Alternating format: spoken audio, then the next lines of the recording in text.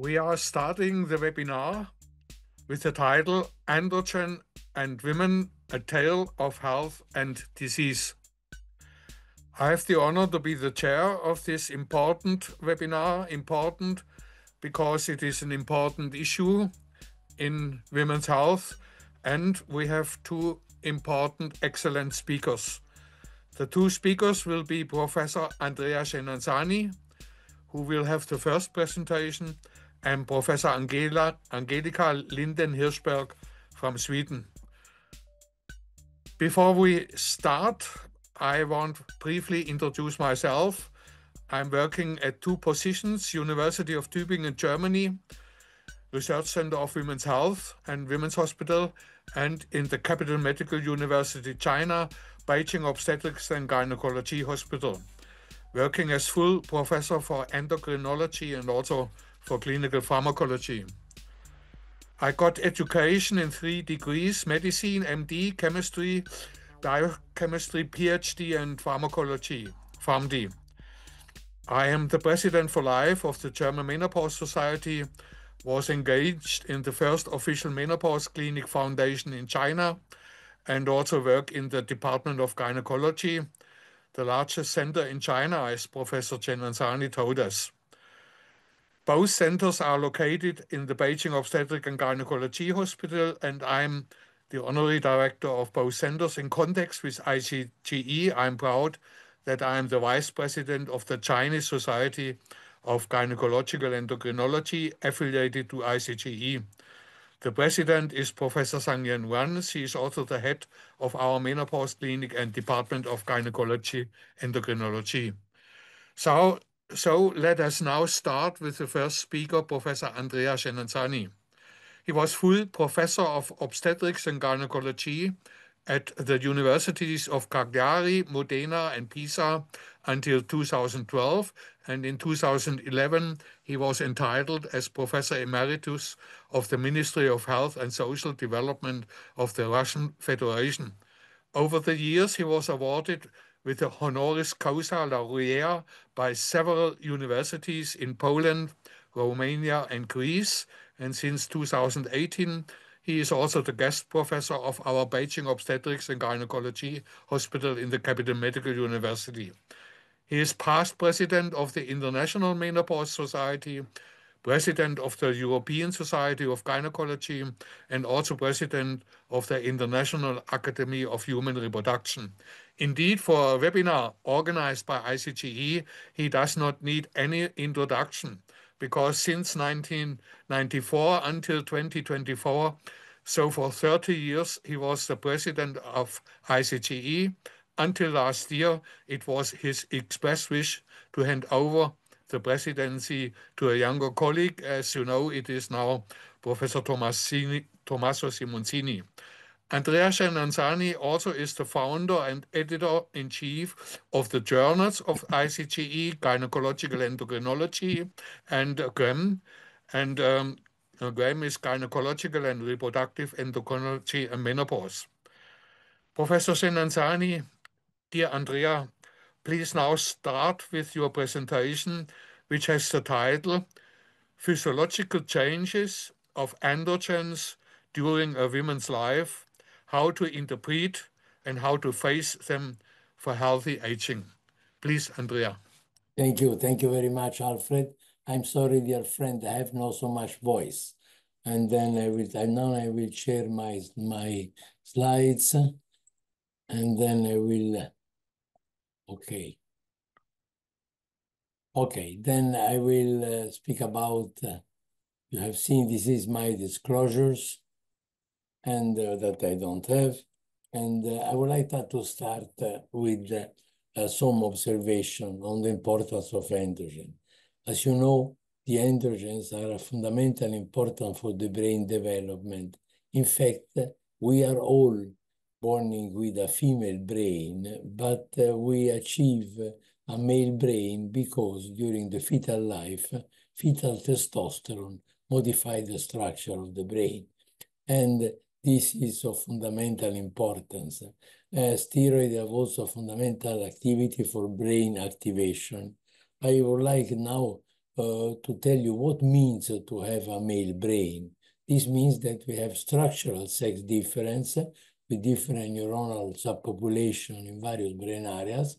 And also we have different expression of steroid receptor in different brain areas with different metabolism in this one. This brings to the fact that we have a gender identity, we have a sexual orientation, there exists a cognitive dimorphism, we have different effect of hormone therapy in male and female, and we have also very well-known prevalence of neurological and psychiatric disease according to your gender. What are the mechanisms by which sex steroid impact central nervous system? I have already mentioned the organizational, also the activational. They can control neurotransmitter function and neurosteroid production. They have an impact on receptor subtype crosstalk, and they are able to induce receptor. They have specific genomic and membrane effects, both for neuron and glia. They can control oxidative metabolism and apoptosis, and they have cellular effect on neuron and glia cells. They can stimulate the expression of synapses and production of synapses. They have a role in inflammation and also a very important neurovascular effect. What are the sources of circulating androgens in premenopausal women? You can see the slide was done by Buster and Casson in 1999.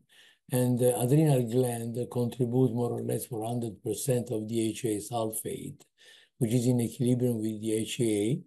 Androstenedione is produced at 50% by the adrenal and 50% by the ovary, while testosterone is 50% produced by peripheral conversion of androstenedione and 25% by both glands.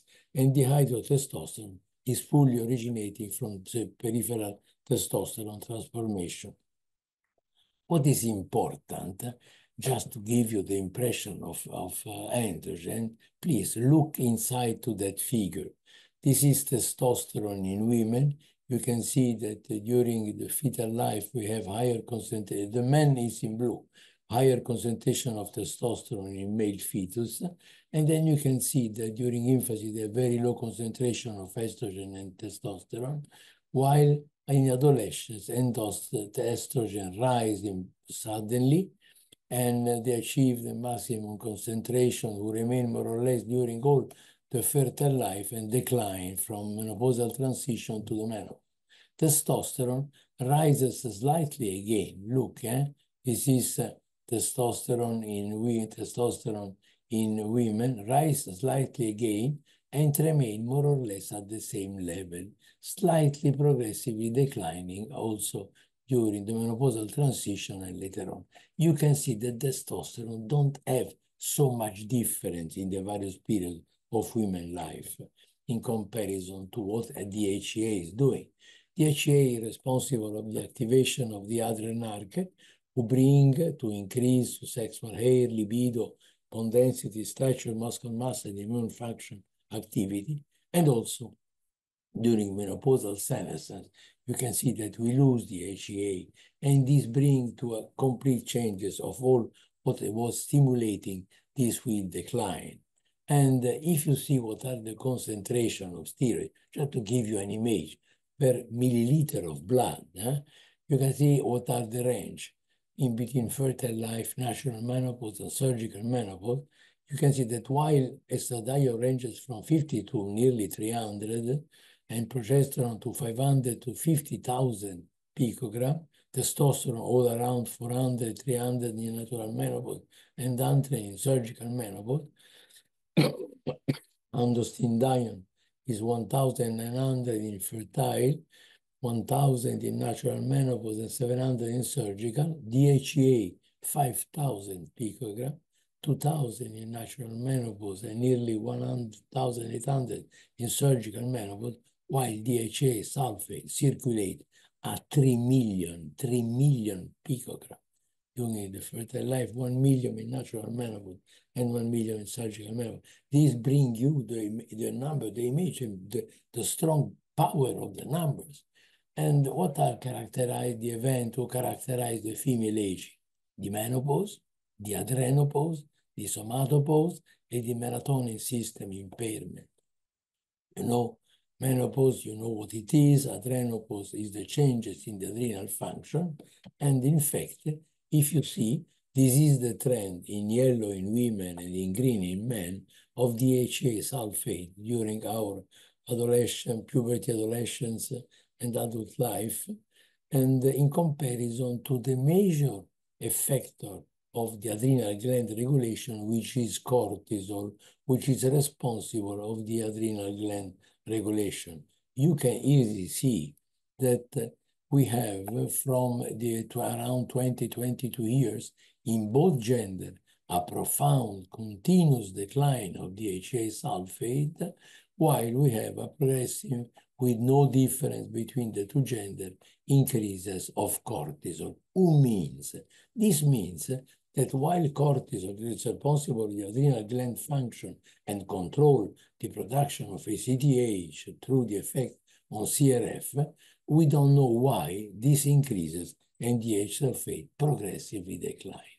But also free testosterone, you can see decline and decline more have the maximum concentration around 1820, in decline in a bigger way from 1824 to 3644, but then it continues declining later on. This means that if you take the consideration of the whole androgenic milieu, taking care of DHA, sulfate, and testosterone, a woman from 20 years to 40, she have already seen the reduction of 50% of total androgen concentration, will still progressively continue to decline, and at 70, nearly 80% is reduced. But if somebody have a biological importance, and if you think that at 40, which is long before menopause, when start menopause transition, the woman, they have already lost 50% of total androgen, it's clear that the androgenically driven characteristic of several functions, mostly in the brain, they are strongly diminished at around 40s, and then even before menopause. And when we see what are the menopause symptoms, you recognize that figure. We have symptoms in central nervous system, such as vasomotor, sleep reduction, depression, anxiety, cognitive changes in migraine, changes in the skin with reduced skin thickness, elasticity, hydration, wrinkling. We have changes in weight and metabolic with increased visceral adiposity. We have changes in musculoskeletal system.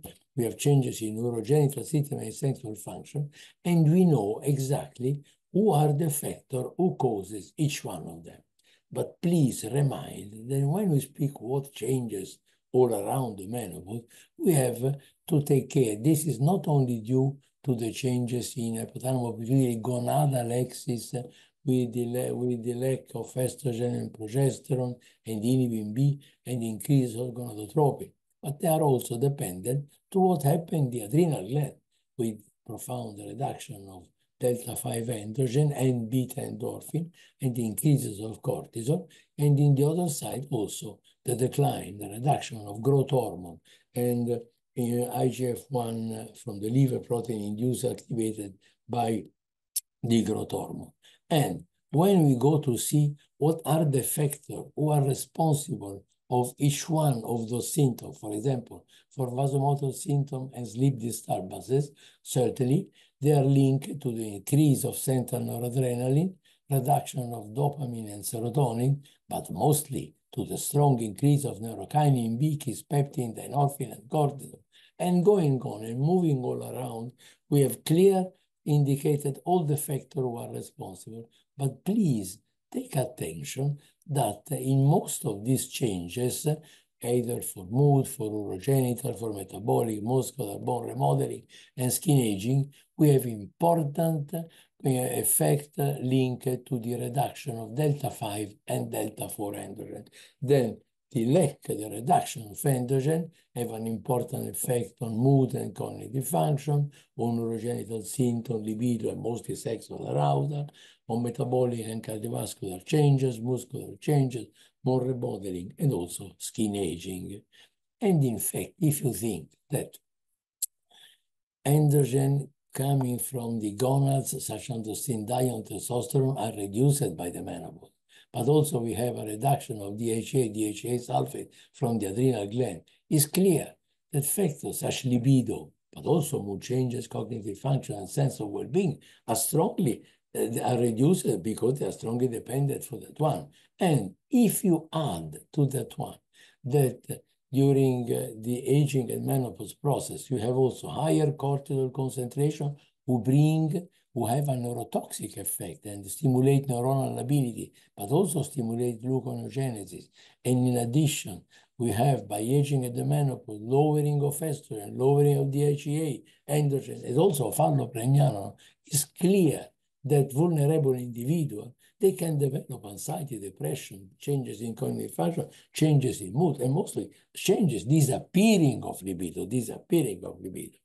And in addition, I would like to remind you that we published nearly 20 years ago, 25 years ago, that any estrogenic therapy, also a simple patch by estradiol, increases circulating allopregnanolone because it stimulates 5-alpha reductase activity, but all of them, with the exception of tibolone in black, because tibolone is a progestogen, it's not an estrogen, all of them, they are associated to a further reduction of circulating DHEA. Then estrogen have a negative impact on the adrenal gland, reducing the production of delta-5 androgen.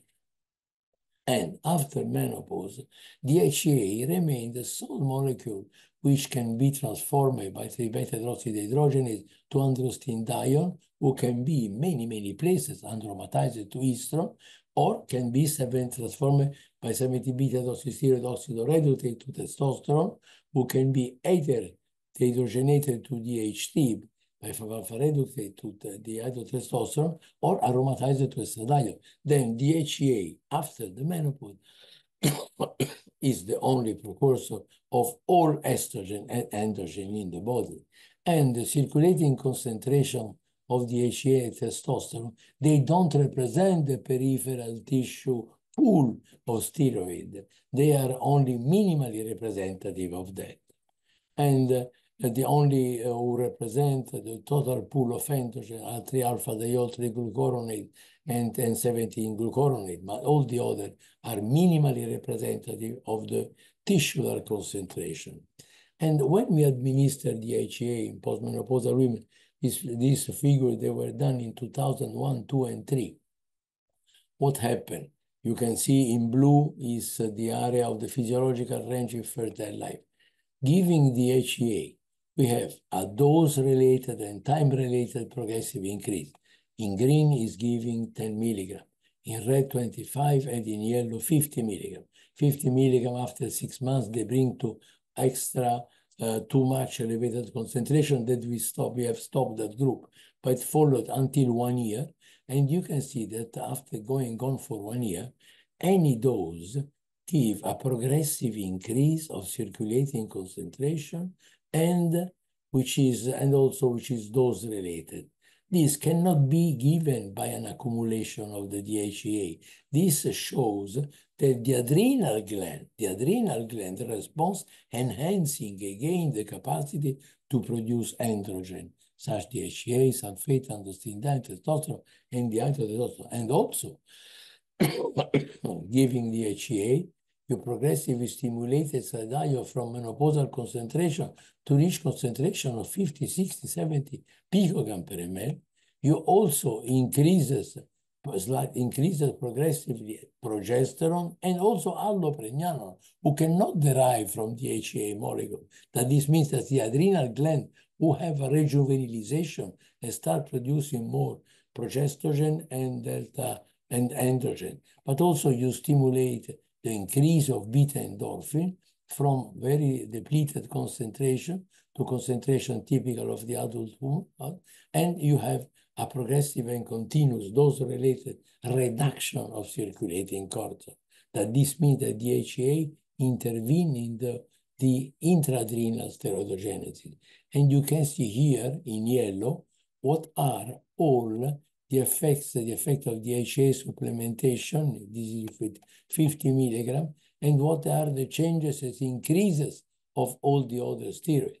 You can see that we have profound different effect with reduction to 35 to 43% of cortisol and increases to estrogen, androgen, and progestin associated to the DHEA administration. And in addition, when you examine the basal concentration of 17-hydroxyprogesterone and cortisol, which is we derive from 17-hydroxyprogesterone, in basal condition of individuals treated with 25 milligram a day before, after 3 months, 6 months, and 9 months, in neither group, neither in younger nor in slightly older postmenopausal women, you found a progressive increase of this ratio.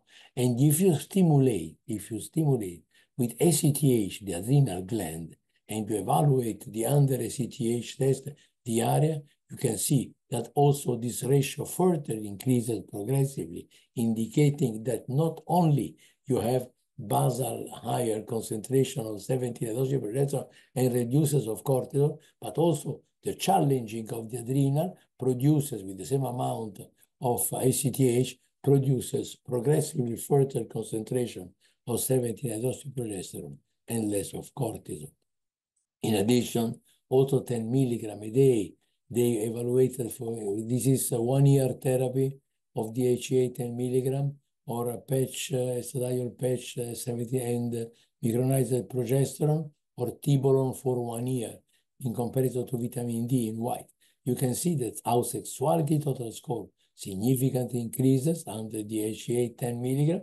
Also the sexual intercourse total score, why we don't have any changes in relationship total score.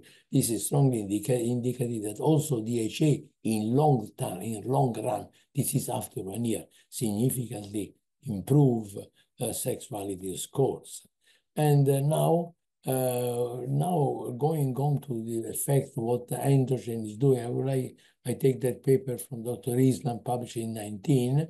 You can see that at testosterone clinical trials in postmenopausal women with hypoactive sexual desire dysfunction, testosterone improve a huge of parameters such frequency, desire, arousal, hormone, pleasure, and so on for active women. But for premenopausal in postmenopausal women, in premenopausal women, the data were insufficient. But when you go to examine all the data, there are insufficient data to draw conclusions for cognitive function, muscle mass and performance, bone health, and other condition or disease. And we have a huge series of side effects which were either on acne, on alopecia, on clitoromegaly, on increased hair growth, on voice changes, which were mentioned by the various authors. And in a recent paper, also that one in 23, the association between testosterone and cognitive performance in postmenopausal women, with a systematic review observational study, the findings for testosterone and cognition were inconsistent and inconclusive. And in another study on endogenous testosterone concentration, muscular mass, strength, and performance in women, the systematic review, they have found no association between testosterone, muscular mass, strength, or performance. Then, dear friends, what is in nature? In nature is that DHEA is the only origin of all circulating androgen and estrogen. And DHEA can be transformed till estradiol. But this not in mammary gland and not in endometrial tissue. In adipose tissue, skin, bone, cardiovascular, brain, vagina, yes, but not. And this is the results of one endometrial biopsy after 12 months of DHEA. You can see that the endometrium remain atrophic, and because we have no enzyme required for transformation of DHEA to estrogen in the endometrium, then the question is, what is the role of androgen in genitourinary syndrome of the menopause? If you see what are the structural changes of genitourinary syndrome across the menopause, they are all here represented. But those linked to the estrogen are only the green. The reduced epithelium thickness, reduced diminished lubrication, and increased vaginal pH. All the others are androgen dependent. This is very, very important clinically. Only testosterone is fundamental also for the external genitalia. They are from ectodermic origin and they are very sensitive. Then for the vulvar senescence, I suggest testosterone 1% cream, 0.1 milliliter, 3 times a week, continuously given. This will strongly improve the external genitalia.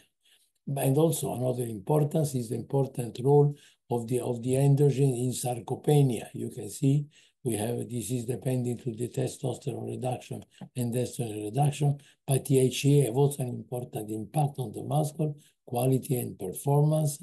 And when you give locally, vaginally, the HCA, you not only increase the thickness and emulsification of epithelium, which is an estrogenic effect, but you increase the density of collagen fiber and thickness of the second layer in the lamina propria, where you stimulate muscular layer and specifically nerve endings, and you increases endoreceptor density in all 3 layers. And with an increase in vaginal weight, an effect 50% related to estrogen and 50% due to androgen. As an organ, the vagina need an androgenic supplementation. And also recently, the group of Tommaso Simoncini have shown that the fact that vaginal DHA is strongly protective on stress incontinence in postmenopausal women with vulvovaginal atrophy. This is another interesting effect. Then what are the DHA tips and tricks?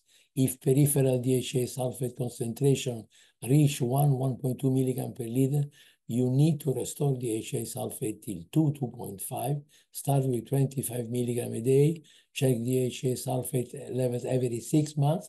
Modulate, decrease, or improve the DHA therapy. And DHA start to decrease in young women, remember. And then it's also important to determine DHA sulfate level in young women, mostly those who complain, less interest to sexuality, and also in women during contraceptive therapy because this decreases. Then to click and modulate DHA sulfate level across the entire menopausal transition. And then what are the benefits of the menopausal hormone therapy? You know all that one. But cardiovascular system improvement, central nervous system, skin, weight and metabolic changes, musculoskeletal, urogenital, sexual function, all these are covered. And also the brain is strongly affected in a positive way by menopausal hormone therapy. And if menopause, adrenopause, and somatopause are the cause of frailty, vulnerability, sarcopenia, bone loss, diseases, loss of sexuality, changes in lifestyle, who depend from the individual vulnerability of each woman. Estradiol, progesterone, DHEA, and topic testosterone are the leader for our action. Certainly, we have different phenotypes of menopausal women, premature menopause, surgical menopause, menopause in healthy women, or menopause in overweight women with metabolic syndrome and hypertension, and late postmenopause, healthy women, late postmenopause, overweight women with metabolic syndrome and hypertension. And for each one of them, we have described a few years ago the appropriate therapies who cannot be given only for a short time. They have to be started as early as possible. And remember, oral therapies for the healthy individual, only transdermal and transcutaneous therapies for the overweight, hypertensive, apart the treatment of hypertension and metabolic syndrome suffering. But in all of that one, looks, DHEA can be added, topical therapies have been considered, and the duration of treatment is for life, dear friend.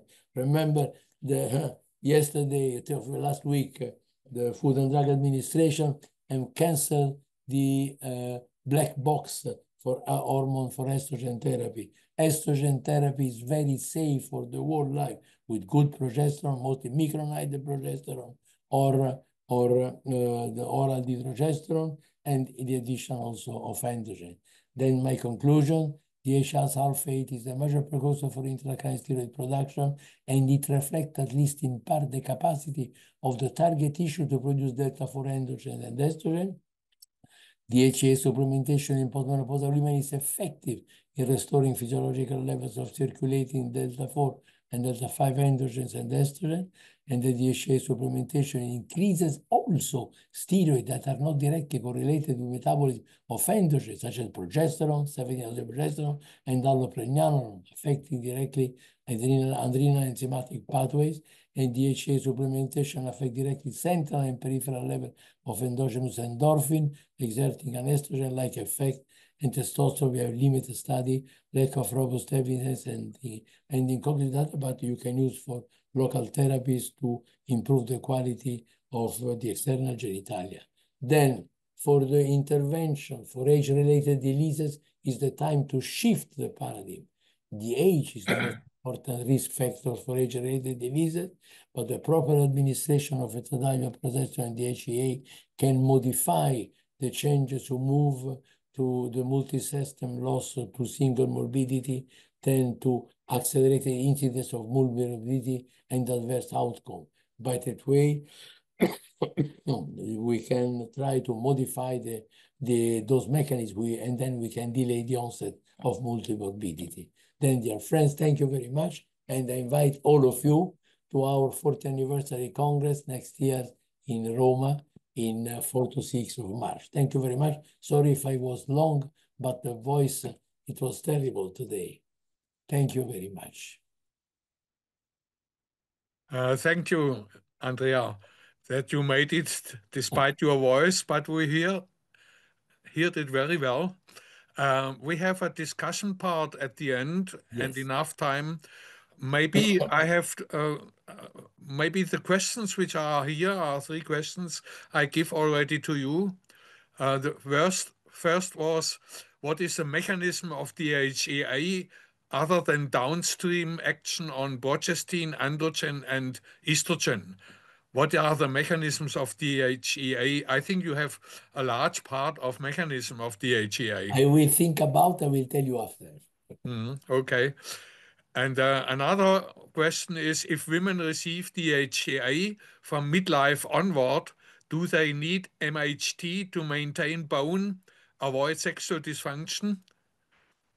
Then I think we will follow first the presentation of Angelica, and then I will give you my answer at the end. Okay, then we make it in this way.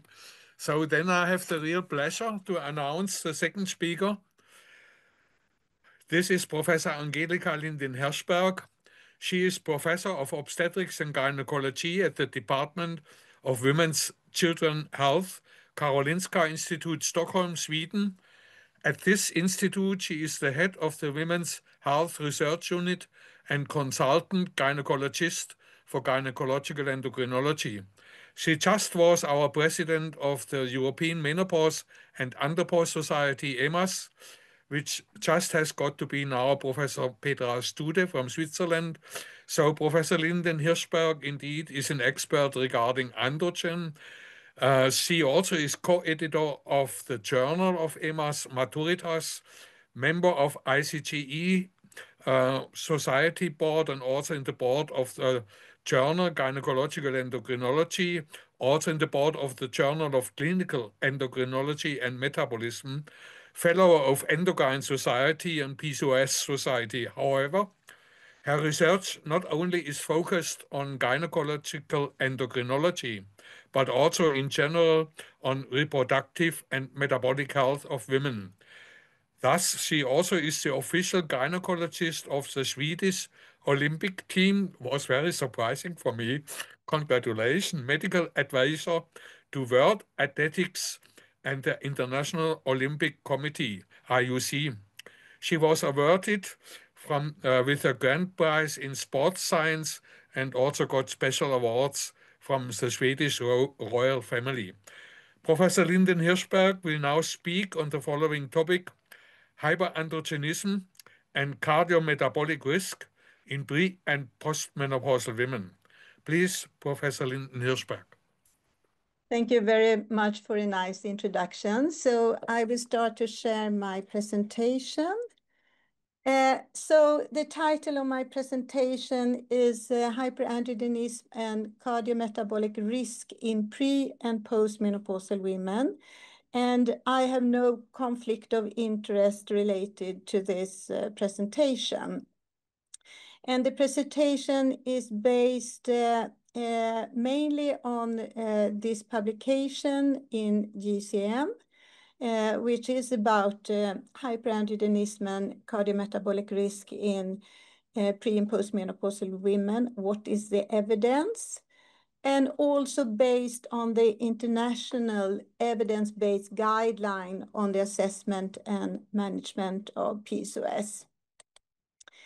And we have already heard Professor Genazzani talk about androgens in women, but very, very briefly, we know that androgens are produced both from the adrenal glands and the ovaries in women. And in premenopausal women, around 50% are directly secreted from the adrenal glands and the ovaries respectively. And the remaining 50% are produced by peripheral conversion from adrenal androgens, such as androstenedione and DHEA.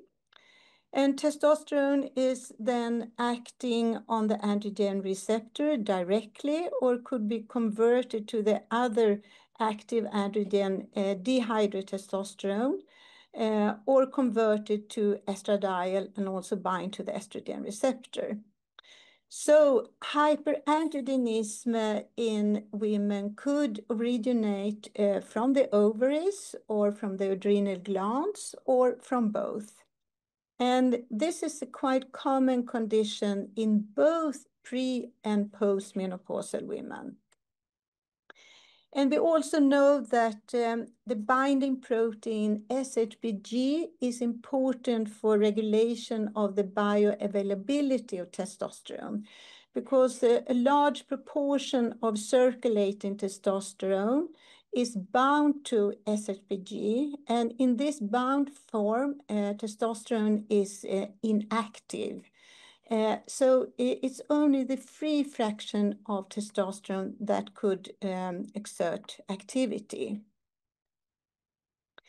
And we also heard this from Professor Genazzani, that androgens, the androgen levels decline by age, as we can see here.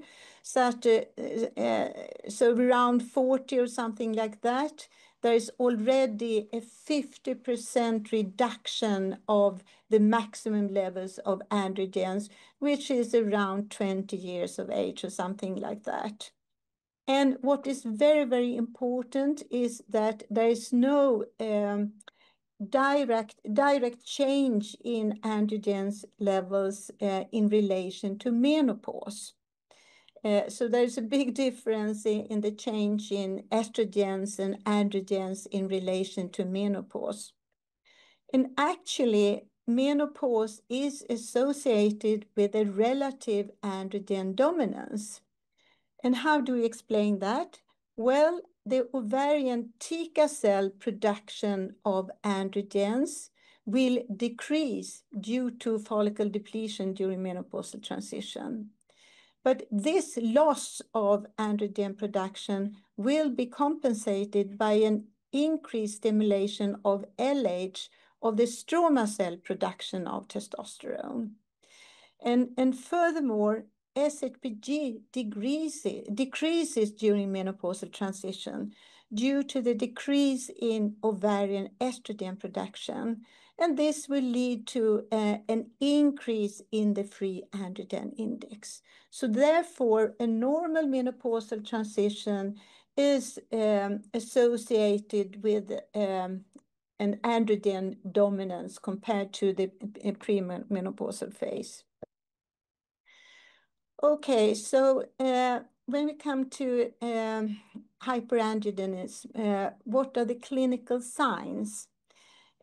First of all, I think it's important to distinguish between mild symptoms of hyperandrogenism and virilizing symptoms. And mild symptoms could be hirsutism, as we can see here in the upper right corner, and acne and oily skin. But virilizing symptoms are associated with more severe symptoms of hirsutism and acne. but also androgenic alopecia, deepening of the voice, breast atrophy, as we can see here, increased muscle mass, and enlargement of clitoris. And we have to remember that clitoris is a very androgen-sensitive tissue. So in my opinion, enlargement of clitoris is maybe the best marker of virilization. And this you never see in a woman with mild hyperandrogenism like polycystic ovary syndrome. So now we come to different etiologies of hyperandrogenism. And the most common cause, both in pre- and postmenopausal women, is polycystic ovary syndrome. Then we have non-classic congenital adrenal hyperplasia, which is maybe the most important differential diagnosis to PCOS. So this condition we have to think of and exclude when we give the diagnosis of PCOS. Then we have more rare conditions like Cushing's syndrome, ovarian hypertrichosis, and androgen secreting ovarian or adrenal tumors. And these last three are clearly associated with virilizing symptoms, whereas PCOS is not. And now further on, I will focus on PCOS because this is the most common condition. And as you know, PCOS is a very common endocrine disorder in both pre- and postmenopausal women with a prevalence more than 10%. And still, the Rotterdam criteria is valid based on three symptoms: oligo or anovulation, clinical and or biochemical hyperandrogenism, and polycystic ovaries or increased levels of AMH. And two of these criteria is necessary for the diagnosis. But other hyperandrogenic disorders must be excluded before we give this diagnosis. So what are the androgen levels in PCOS compared to non-PCOS women? Well, the normal range of testosterone in premenopausal women is 0.1 to 1.8 nanomole per liter, based on measurement with tandem mass spectrometry, which is considered the most, the best method and most accurate method for low levels of testosterone. And this should be compared to the upper limit in women with PCOS, which is 3.1 nanomole per liter. But I would say that in most women with PCOS, they don't have pathologically increased levels of testosterone, but more in the upper normal range. And as in all women, androgen levels will gradually decrease by age, and also in women with PCOS. And testosterone levels in postmenopausal women with PCOS are higher than controls, but do seldom exceed 2 nanomole per liter. And if a woman, an older, particularly a postmenopausal women, have testosterone around 5 nanomole per liter, then it's very important to exclude an androgen-producing tumor, either in the ovaries or the adrenal glands. Okay, so we know that PCOS is associated with long-term cardiometabolic risks, such as insulin resistance, obesity, type 2 diabetes, cardiovascular risk factors, and cardiovascular disease. So the question is, what is the evidence for these risks in both pre- and postmenopausal women with PCOS? And if we start with obesity, the estimated prevalence of obesity in premenopausal women with PCOS is around 50%. And what is typical is the central obesity, which is in turn associated with type 2 diabetes and cardiometabolic risks. And there is a clearly increased risk of obesity in premenopausal women, almost up to 3 times, shown in different meta-analyses. However, in postmenopausal women, there is no evidence of an increased risk of obesity and a higher waist-hip ratio compared to controls. So the difference in obesity between PCOS and controls seems to diminish by age. So what about type 2 diabetes? Well, we know that insulin resistance is common in women with PCOS, and that is independent from obesity. So they have a clear increased risk of type 2 diabetes. And in premenopausal women, this risk is 3 times increased, as you can see here. However, in postmenopausal women, we have no evidence of an increased risk of type 2 diabetes compared to control women. And the same goes actually for cardiovascular risks, such as hypertension and dyslipidemia. So we know that for premenopausal women, there is an increased prevalence of hypertension, but this is not demonstrated in postmenopausal women compared to BMI-adjusted controls. And the same for dyslipidemia. We know that premenopausal women with PCOS have an impaired lipid profile compared to controls. But for postmenopausal women, the only difference in comparison with BMI-adjusted controls are reduced HDL. Other lipids are not, have not been different compared to controls.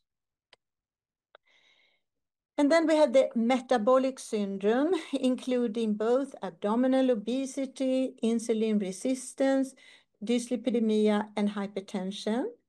And again, meta-analyses have demonstrated that premenopausal women have an increased prevalence of the metabolic syndrome. But in contrast, perimenopausal women with PCOS seems not to have an increased prevalence of the metabolic syndrome compared to BMI-matched controls.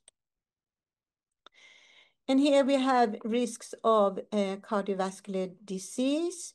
So the latest meta-analysis in premenopausal women have shown an increased risk of cardiovascular disease with a relative risk of 1.7, coronary artery disease, relative risk of 1.5, and myocardial infarction, relative risk of 2.5.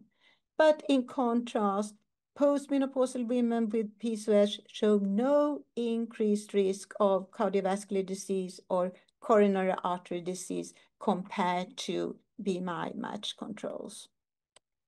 So the same difference between pre- and postmenopausal women.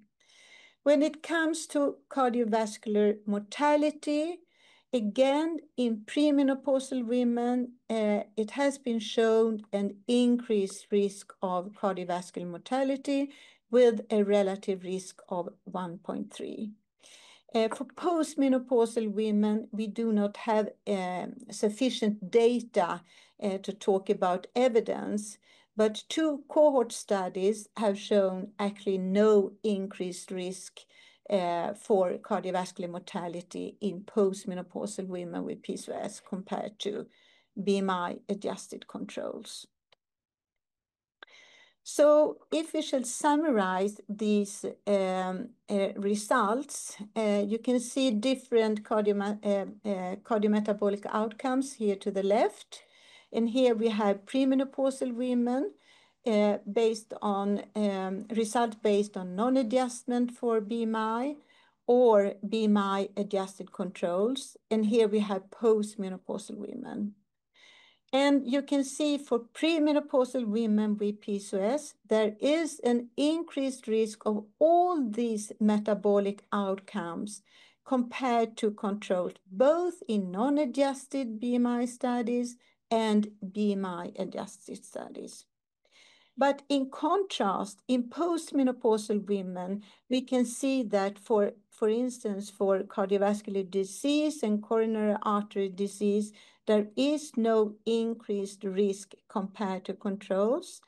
And when we strictly compare with BMI adjusted controls, most of these risks disappears and only what is left is a significant decrease in HDL in postmenopausal women with PCOS compared to BMI adjusted controls. So how do we, first of all, what are the underlying mechanisms to the link between hyperandrogenism and cardiometabolic risks? Well, we know that hyperandrogenism both directly and indirectly could be associated with cardiometabolic risks. And for instance, hyperandrogenism could lead to an adverse lipoprotein metabolism, leading to an atherogenic lipid profile. And this in turn will affect the cardiovascular system, leading to arterial stiffness, endothelial inflammation, and increased blood pressure. And furthermore, we know that hyperandrogenism could induce insulin resistance and abdominal obesity, leading to secondary hyperinsulinemia, which in turn can cause chronic low-grade inflammation, also affecting the cardiovascular system, leading to sodium retention and increased blood pressure. And we also know that weight gain will enhance these cardiometabolic effects and often lead to a vicious circle of more adverse cardiometabolic effects. Most of these effects are very clearly related to body weight and weight gain. Okay, so how can we explain the different risk profile in pre- and postmenopausal women with hyperandrogenism? I think it's very important to consider that normal menopausal transition is associated with an increased risk of abdominal obesity and metabolic risk, and that it is also associated with relatively more androgens in relation to estrogen. On the other hand, women with hyperandrogenism, they will become less hyperandrogenic with a lower metabolic risk in association with a decline in androgens and relatively more estrogens. So this means that these two groups of women, the hyperandrogenic women and the control women, approaches one another when it comes to this cardiometabolic risk. So this could potentially be an explanation why we don't see the increased cardiometabolic risk in postmenopausal women with hyperandrogenism compared to BMI adjust control women. Okay, so how should we manage obesity-related metabolic disorders in women? Well, based on the PCOS international guidelines, Lifestyle intervention is really the first step. Then we have metformin, we have anti-obesity, pharmacological agents, bariatric surgery. And for cardiovascular risk factors and disease, there is specific treatment for hypertension, hyperlipidemia, and type 2 diabetes. So first, when it comes to a lifestyle, this should be the first line step. And we have evidence that healthy lifestyle is very important to prevent excess weight gain. So this should be encouraged for all women with PCOS, regardless of body weight. And for overweight and obese women, the aim should be 5 to 10% weight loss per 6 months. And what is really important to know that we couldn't recommend any specific diet. The data we have to date do not suggest that one diet is more beneficial than another diet. The most important is that it is a healthy diet. And the same goes for physical activity. Both resistance physical activity and aerobic activity could be beneficial and should be consistent with population guidelines for a healthy beneficial effect. And for metformin, metformin alone could be considered in adult women with PCOS and a BMI more than 25 for anthropometric and metabolic outcomes. There is evidence for this. And for those with BMI below 25 kilogram per square meter, metformin could be considered, but here we have limited evidence. And then we also have the anti-obesity pharmacological agents, and recently GLP-1 receptor agonists have become more and more in use and could be considered, but the evidence is quite weak. There are several studies on women with PCOS, but they are small studies and short-term studies. But we have some evidence that it could be beneficial also for women with PCOS, particularly in addition to active lifestyle intervention. But it's important to remember that for premenopausal women, this treatment must be combined with an effective method of contraception, since data on pregnancies are limited.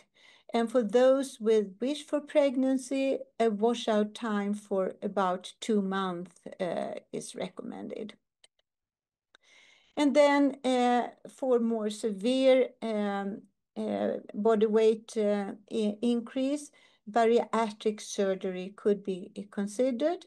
And we have evidence that this will improve weight loss. This will lead to weight loss, improve hypertension, diabetes, also hirsutism, and also have beneficial effect on regularity of the menstrual cycle, ovulation, and pregnancy in women with PCOS. And here it is recommended with contraception until a stable weight is achieved, usually after 1 year, to avoid increased risks of pregnancy complications. So now I'm come to the end. So my take-home messages is that there is scientific support for higher prevalence of both cardiometabolic risk factors as well as cardiovascular disease independent of BMI in premenopausal women with hyperandrogenism. But in contrast, the overall risk of cardiovascular disease and coronary artery disease in hyperandrogenic postmenopausal women is similar to controls when adjusted for BMI. And this different may be explained by the normal menopausal transition, which is associated with androgen dominance and abdominal obesity. And this will lead to an increased risk in non-PCOS women as well. Yes, this was my last slide, so I can stop sharing it. Oh, thank you very much, Thank you. Professor Andrea Lindberg. It is both talks are very important, and we have many questions. I think we first start with a summary what we have just heard, especially from Professor Lindén Hirschberg. She explained what is the role of obesity for increased cardiometabolic risk in women with hyperandrogenism, and how we could explain the difference in cardiometabolic risk in pre- and postmenopausal women with hyperandrogenism, and how can we improve cardiometabolic health in women with hyperandrogenism. We remember the lecture and presentation of Professor Genazzani. He started comparing men and women with the main hormones, E2, testosterone, DHEA, if it goes up and down, and compared fertile women, menopause natural and surgical menopause, comparing E2, progesterone, testosterone, androstenedione, DHEA. Then he went on age-related changes of DHEA and the importance of adrenal gland regulation, and told us that we have a decrease of adrenal gland regulation already long before the menopause, which has consequences in all organs, give us a very complex picture of the different transmitters and different steroids. And we have heard that it has the adrenal gland function has much consequences also in neural symptoms like anxiety, depression, cognitive function. And then he gave us some advice for the use of DHA in postmenopausal women. He gives the DHEA in the doses of 50 milligram per day as an advice, and give us the consequences of the change of adrenal function, and also DHEA 10 milligram a day. For testosterone, he stressed that this should be indicated especially for HSDDE, hyperactive sexual desire dysfunction, and we have also a good tool with the testosterone cream, and this was especially also the talk of Professor Andrea Genazzani comparing the different treatments. Now, from the questions, I go from one to one, and if we have too much, we have to stop.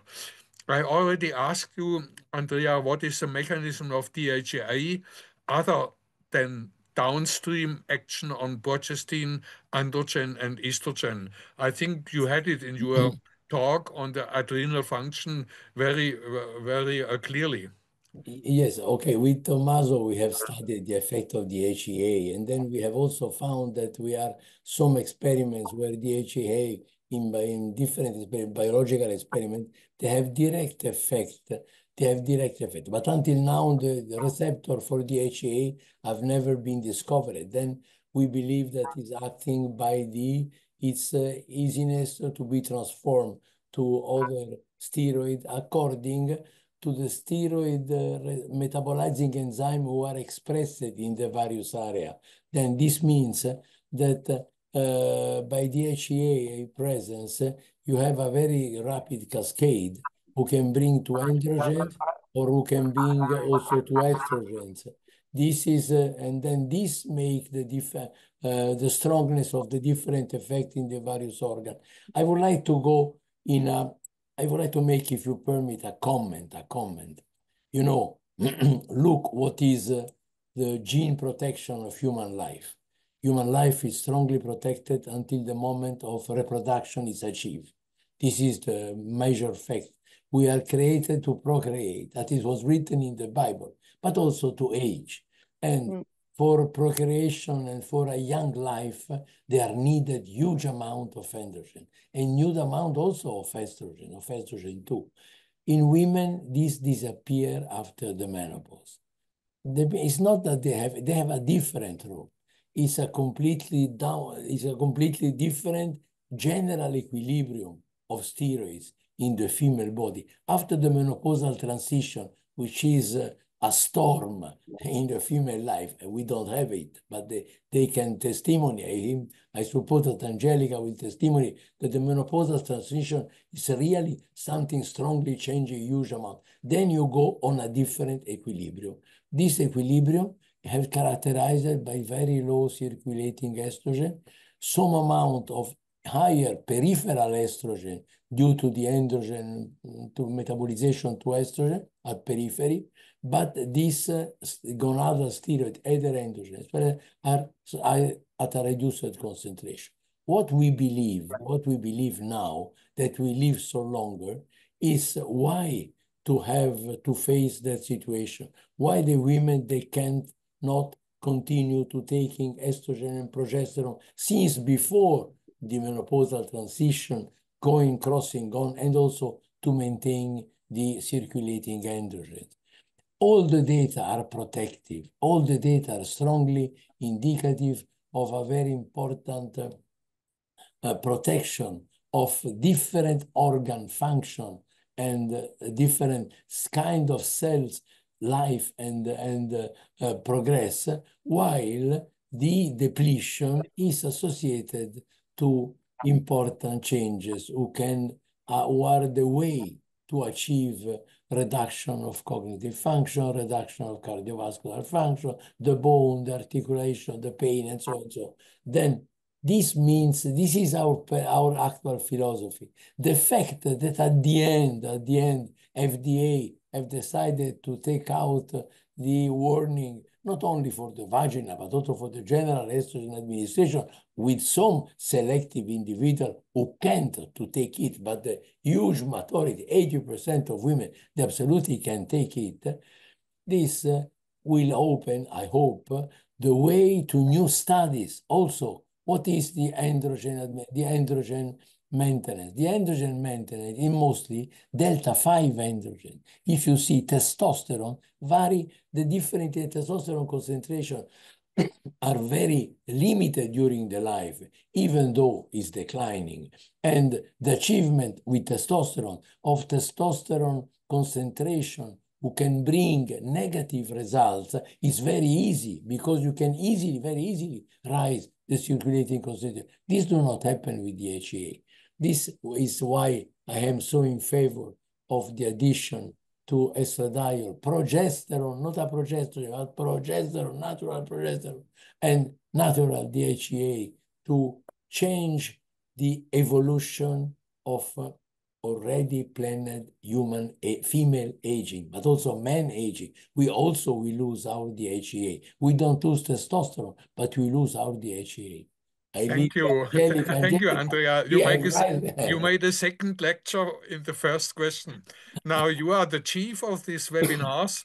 My function here is to try to answer the questions of all the people. And maybe we cannot answer all, so I go to the second one, which is the question also to you, Andrea.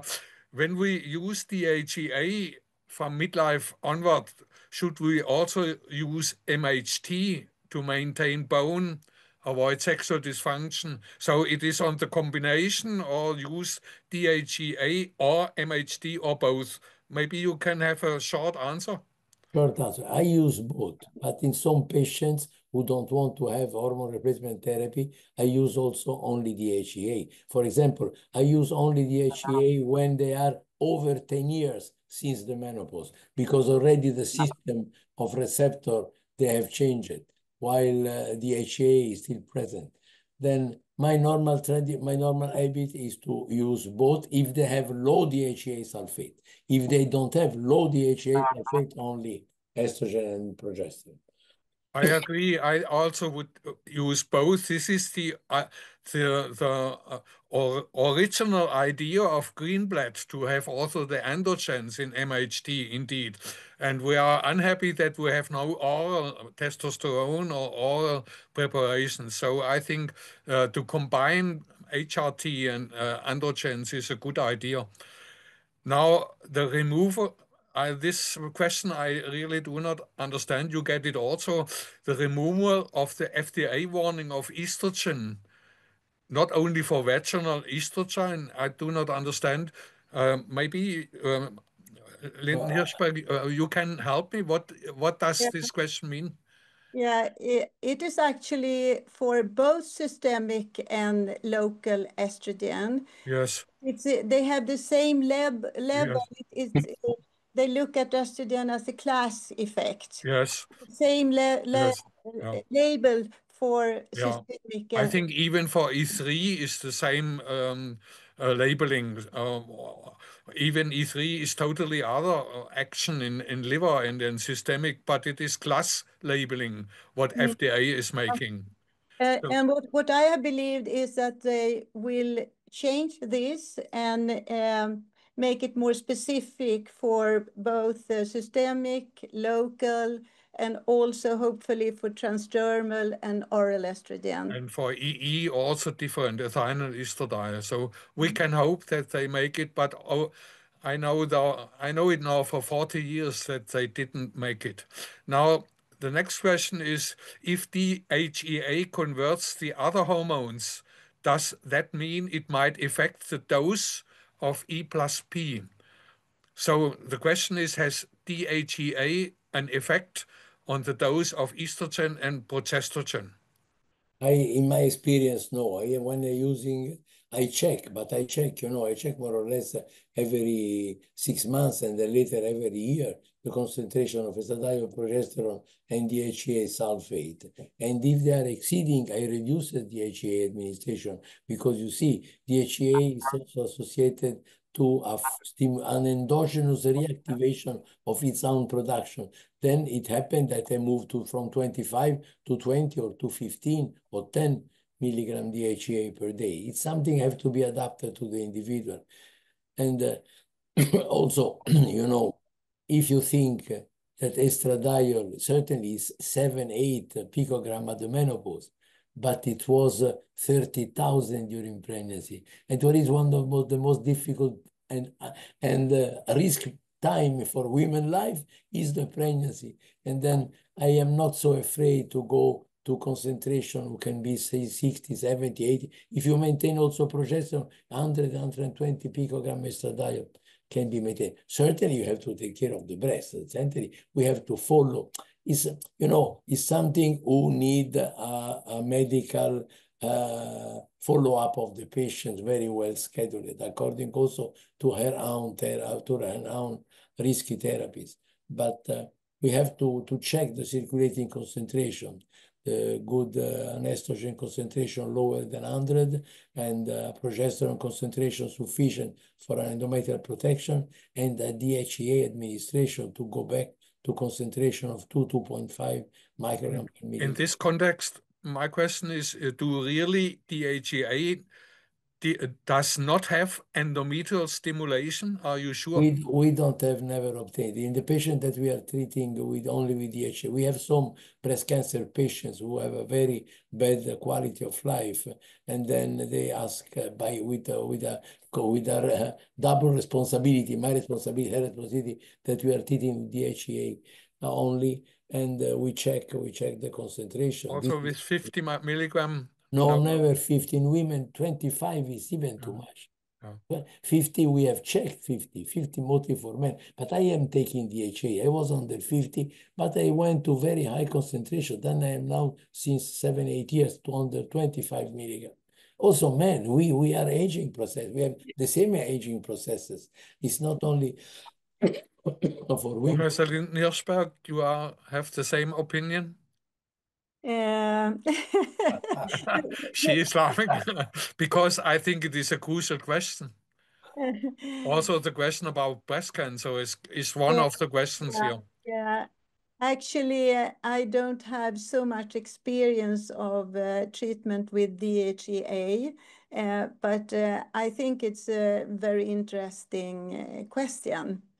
But may I answer another question here, which I think is important? Yes. Yes. One question is there any entity called postmenopausal women with PCOS? PCOS doesn't apply to postmenopausal women. I think this is an important question. Actually, we used to think that PCOS is a condition only in premenopausal women, but it's not. Because we know that women with PCOS in premenopausal age, when they become postmenopausal, they have higher levels of androgens than non-PCOS women. They also have more hirsutism and so on. So they still have the symptoms. And according to Endocrine Society, a diagnosis of PCOS could be made in postmenopausal women if they have a history of, for instance, menstrual disturbance, hirsutism, and other signs of hyperandrogenism. So I think it's very important that we perform more research on postmenopausal women with PCOS, because we have a lot of data on premenopausal women, but much less on postmenopausal women. But they have the risk of cardiovascular disease is not there. So why should we have more research on postmenopausal women with PCOS? Yes, What is the main risk? Metabolic syndrome, diabetes also not higher. Yeah, I So mean, what is the problem besides of hyperandrogenism? Besides of the clinical yeah. hyperandrogenism? No? I think we have enough data to say that the relative risk compared to control women is much less in postmenopausal women with PCOS than in premenopausal women. But still, I think we need much more data. For the quantity of data is much less than in premenopausal women. So I would encourage that. Yes. And also other symptoms in these women. Do we know if they have more vasomotor symptoms or not compared to other women? I mean, it's a lot of things that we do not really know. So I think that's important. Okay, then we have also. Can I add something? An answer to Fred Naftolin. I totally agree with him. The effect of androgen on estrogen receptor expression is organ specific. This is absolutely true. And this explains the difference with the HA level, the other various level. But I would like also to mention another point. When I was speaking about the effect of testosterone on ectoderm originating tissues, such external genitalia, this is fundamental. If you see every woman have a progressive changes in the structure of external genitalia. This started in some individuals having earlier, and soon they suffer from that. And for that one, I use local testosterone. The total dose is 0.5 or 1 milligram, maximum 3 times a week on the external genitalia, starting from the clitoris to the anus, all the area, with that small amount. 0.1 milliliter of cream is the total amount that they distribute 3 times a week. And I suggest that they make a photo when they start the treatment, and after 6 months they repeat. You have a complete changes of the structure according to the individual characteristic. And this can be maintained also for a very long time during their life. How long can we give oral DHE in postmenopause as a supplementation? I am using DHEA for years, according to the patient needs. if you know, we are, as I suppose most of my colleagues, we have patients over 90s, which are still very healthy, living and so on, and still taking some estradiol, some progesterone, and some testosterone too. You know, to maintain the genital Okay, organ. so you say you can give lifetime, huh? I think lifetime, Okay. until when the woman they want. So next question is androgen levels in a woman with PCOS compared with a women without PCOS. This is for you, Professor Hirschberg. Yes, I mean, it is higher both in premenopausal age and postmenopausal age. But it's not in the range as in individuals with an androgen producing tumor or so. So it's a little bit increased, but it's surely higher on a group level. And androgen-related symptoms like hirsutism, acne, no, also not there. Not high enough. It's also increased compared to non-PCOS. So therefore, I think it's important to consider that PCOS doesn't disappear after menopause. It is still there. It's a constitution that these women have. Does DHEA increase risk of breast cancer? Always this question. The same question is with testosterone. And we had with Kahneman's years ago in Maturitas a consensus that we have a difference between testosterone and the synthetic testosterone derivatives. There are different studies. And I think the question is still open. Yes, we don't have data, at least also in vitro with DHEA, who seems harmful. We are using Prasteron for vaginal administration is DHEA prasteron, and you know, the vagina is not only an vaginal epithelium dependent organ.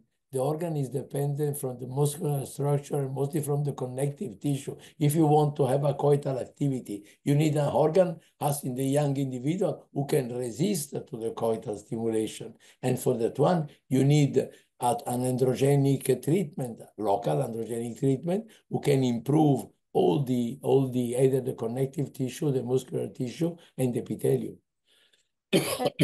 And yes. add to this that previously we performed a placebo-controlled study on the addition of testosterone to MHT, and we investigated breast cell proliferation. And actually, the addition of testosterone decreased breast cell proliferation compared to MHT as such. So this showed that testosterone seemed to decrease the risk of proliferation actually on the breast. Yes, when you add an aromatase inhibitor in the experiment. Yes. We did the same experiment with and without aromatase inhibitor. Without aromatase inhibitor, we see a proliferation. Okay. In this context, the effect of androgens on ER expression is organ-specific. Could this explain the differences in effects of DHEA? Yes, absolutely, yes. And it's also in the brain. It have different effect according to the different nuclei. But also I would like to reach another point.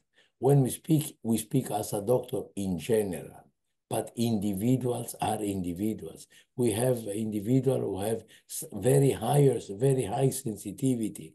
I had individuals who were the slight pilosity that we have on the skin in women immediately started with DHEA to grow. Then we stop it immediately and then disappear. But this indicates that there is also individual sensitivity who have to be taken in consideration when we start a treatment. There is a reasonable, good question. Please address cardiometabolic risk in transgender women. This is a good question. Oh, yeah, yeah. I have not so much experience to treat transgender men, but I think that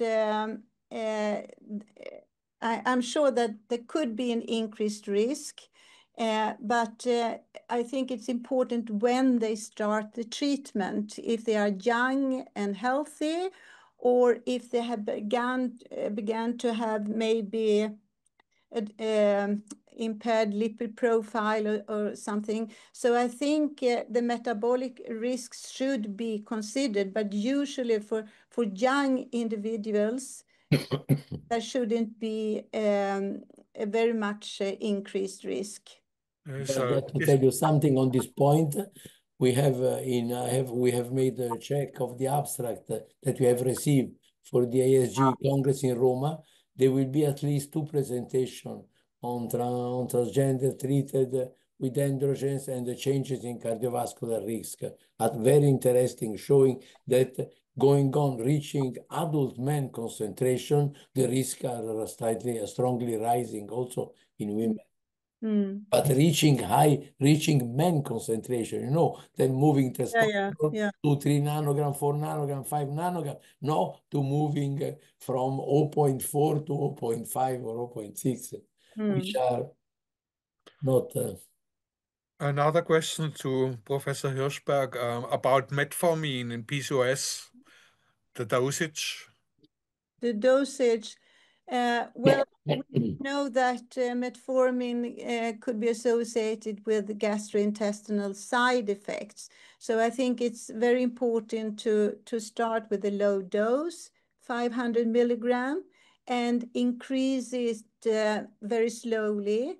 The first week only 500 milligram daily, and maybe the second week to increase 500 milligram twice a day, and the third week 3 times a day. So increase it very slowly to avoid the risk of gastrointestinal symptoms. So usually we don't use more than 1500 milligram as a daily dose.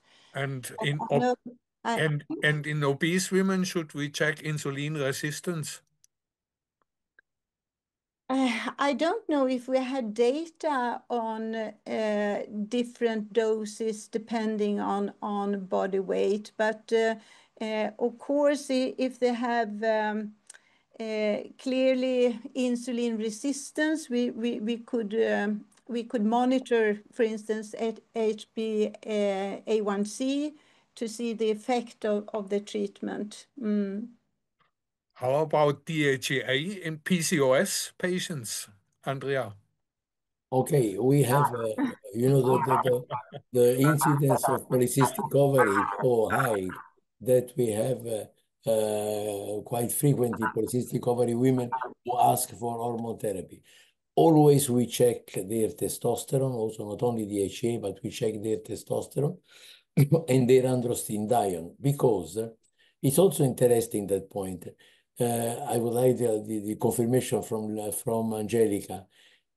Some polycystic ovary, they started since very young, already with an hyperadrenal function. They have higher elevated adrenal androgen in addition to what happened in the gonads. Then later on, when they reach the menopause, some of them, they still maintain some high adrenal androgen. And certainly they are not indicated to have a DHEA therapy, but more an estradiol treatment. I totally agree. So you say you can do it despite there is a hyperandrogenemia in PCOS? If still they have hyperandrogen, I don't give DHEA, but I give estradiol and progesterone, because they have also, some of them, they have also quite hyperandrogenic condition who stimulate the endometrium. Remember, the incidence of endometrial cancer in PCO is more elevated. I think it's very important to also to think about natural progesterone, which is a very important brain hormone. Natural progesterone is transformed to allopregnanolone, and it maintain myelinization process, remyelinization process, and so on. Then, in the wall all these substances, part of our young time. They are very healthy for the life. DHA available in Sweden is one question. Yes, in Denmark is? As the name is Prasteron. Yes. Yeah, and we can prescribe it as we call extempore. So the pharmacy produce it. So it's possible, and the standard dose I would say is 25 milligram daily. 6 milligram DHA. There are only 6 milligram in the Prasteron capsule for vagina. No, I'm talking about systemically. Yes. Mm. I give 25. But So the answer, it is available and the dosage is 50 milligram. DHA in Italy we have available. 25, I would say. 25, yeah. 25 milligram. So, my dear colleagues, we are now in the time of the webinar, over the time, and we had many questions, and we thank all the speakers, especially also you, Andrea. You are seem to be a little bit ill, so you need some rest. Absolutely. And we think also that we have a large audience, and I think the audience, I thank the speakers, and I thought we have had again a wonderful webinar, and you can see the next webinars on the page here. So I close this session and thank you to all. Thank you. Thank you. Thank you. Bye-bye. Bye. Goodbye to all. Bye. And enjoy the life. Yeah.